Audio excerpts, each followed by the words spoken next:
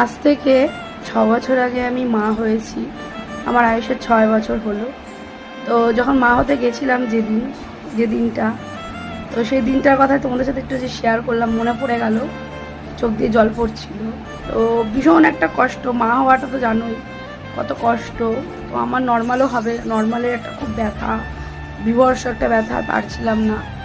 তারপরে শেষ মুহূর্তে গিয়ে 12 ঘন্টা ব্যথা পেয়ে শেষ মুহূর্তে গিয়ে আমাকে ওটি করবে, সিজার। তো ওটিতে গিয়ে আমার যখন স্পাইনালে ইঞ্জেকশনটা করে তার আগে আমার হাত দিয়ে ব্লিডিং ছুটছিল বলে আমাকে ডাক্তারবাবু, আমি আর পারছিলাম না, আমাকে একটা চড় মেরেছিল।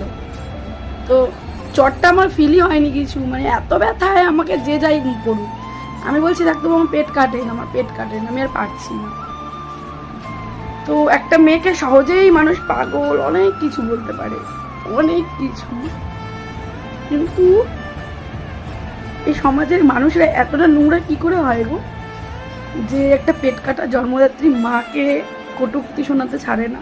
ঠিক আছে, তো আমি কোনো কিছুর বিনিময়ে নিজেকে কোনোদিনও পাল্টাবো না, কেন আমার সন্তানের জন্য। যদি আমি কিছু খারাপ করি না, আমার সন্তানের উপরে খারাপ প্রভাব পড়বে।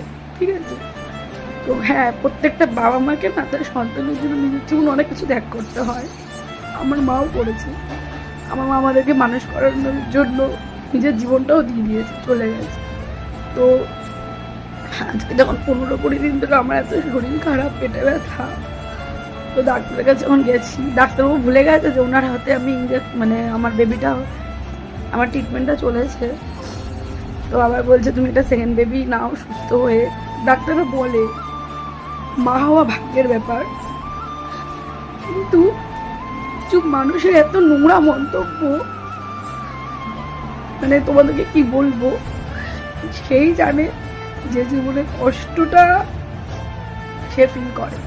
চরিত্রহীন নোংরা মানুষেরা ভালো মানুষের মর্ম কোনোদিন দিতে পারেনি, আর এই সমাজ কোনো দিতে পারবে না। ঠিক আছে, তো চলো তোমাদের সাথে কথাটা শেয়ার করলাম, মনে পড়ে গেল তাই শেয়ার করলাম। চলো, সবাই ভালো থেকো।